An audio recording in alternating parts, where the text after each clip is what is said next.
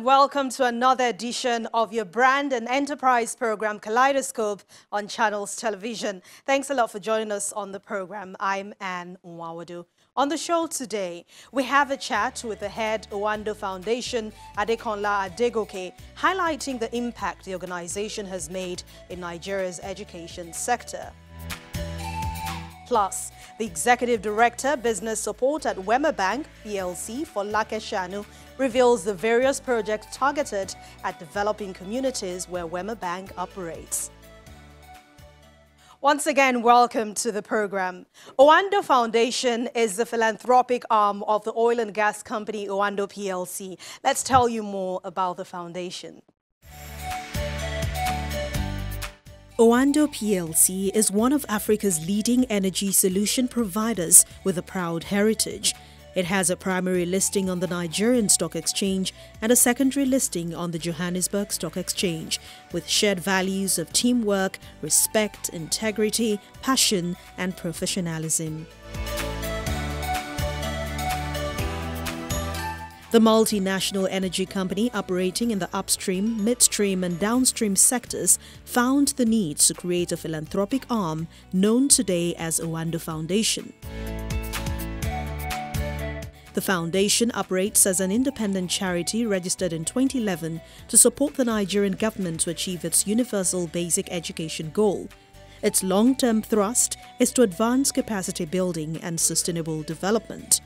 The foundation has formed strategic alliances with key government institutions, non-governmental organizations, international development organizations, and private sector organizations, with a vision to create a sustainable and successful educational system in Nigeria, educate and empower every child, and a mission to radically improve the quality of teaching and learning in schools and communities by ensuring access to world-class basic education systems.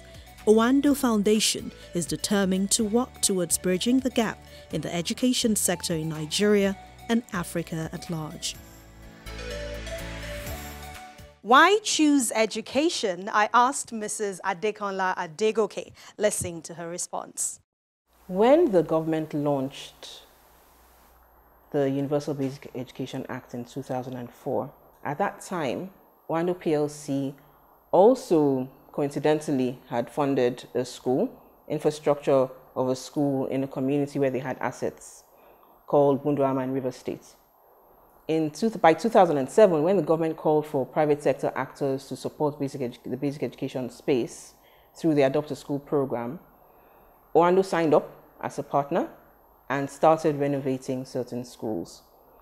But what the thought was at the time was it wasn't possible to increase or contribute to the achievement of learning outcomes for any child by just supporting infrastructure.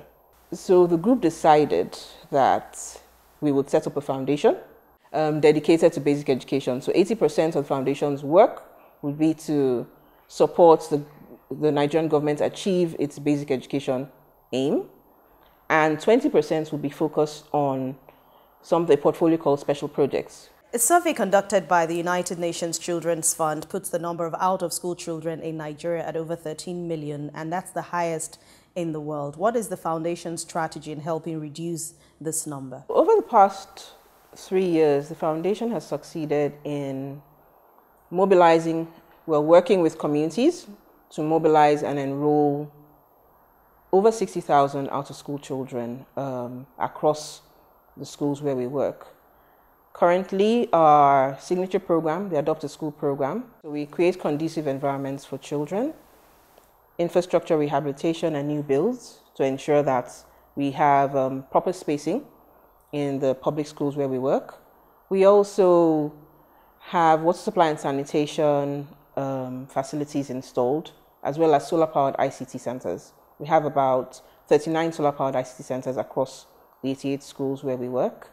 We have partnered with various people or various organizations to transit children, out-of-school children, sometimes, in most cases, internally displaced children, from non-formal education centers into formal education in our schools.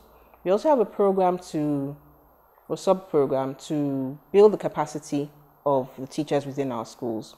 There's a program for head teachers where they understand what school governance is, what classroom management techniques are, how they can support the effectiveness of the class teachers. We have another program for the classroom-based teachers that deals with their subject and content knowledge, deals with how they instruct or guide students within classes, how they elicit the responses from those students, as well as improvise teaching and learning material. So we actually have donated over 10,000 teaching and learning materials across the schools where we work. However, we also know that in certain instances, this might not be enough. And teachers have to learn how to improvise using card or whatever they can find in their natural environment to make the classes more interesting for the children. Again, there's a policy from 2004 that talks about, or that states how early childcare classes in Nigeria should be run. And what we've tried to do is ensure that the teachers understand how children at that age can learn through their senses or through colors. Schools and ICT centers, in certain instances, are repositories for information on the school population. So their school, their performance rates, retention rates, transition rates. The teachers themselves learn how to deploy their curriculum using education technology. And in certain instances, what we've also done is supported coding clubs across some of our schools. We also have a program for accelerated literacy. And to achieve your set goals, healthy partnerships are very important. How is the foundation engaging your stakeholders, and who are your stakeholders?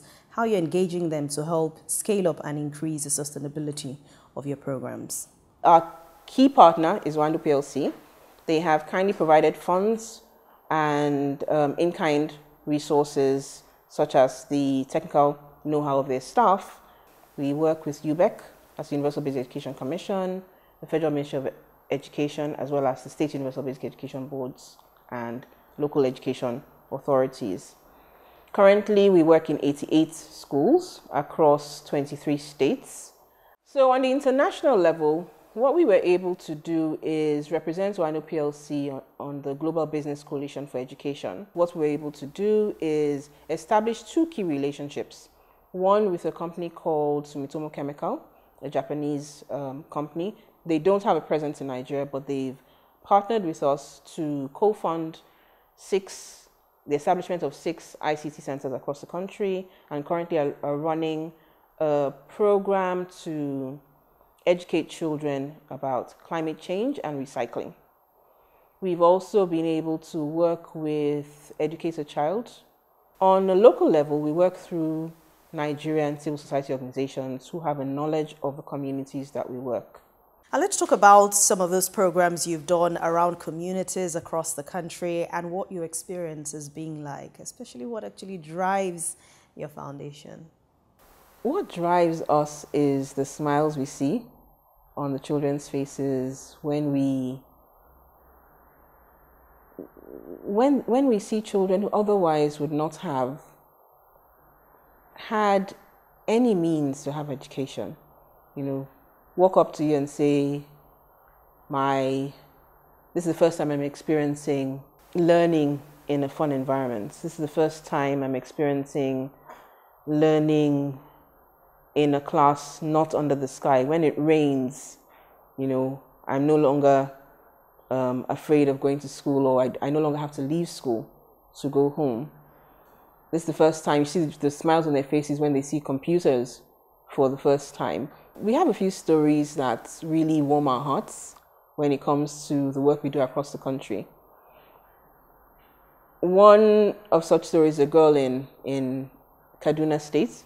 She was one of the best children in her class, and you know the foundation runs scholarships, and her parents wanted her to get married right after her primary 6. She didn't want to get married. She received a scholarship, wanted to go to school. The head teacher of that school went to the school, the secondary school that she was supposed to resume at, and waited for a while, but the girl didn't turn up. When the head teacher was just about to leave, the little girl turns up on a motorcycle and says, "Oh, I'm here with my things. I want to register," without the knowledge of her parents. Of course, the head teachers and adults had to take her back home but not only back home, she took her to the community chief, who called the parents and had a conversation with them and said he would like this girl child to go to school. At the end of this all, the girl child, well, she went to school. She's finished secondary school now. And about 2 years or 3 years ago, when we went back to the school to launch the ICT center that we had installed at the school, the village chief actually said that he remembered the story.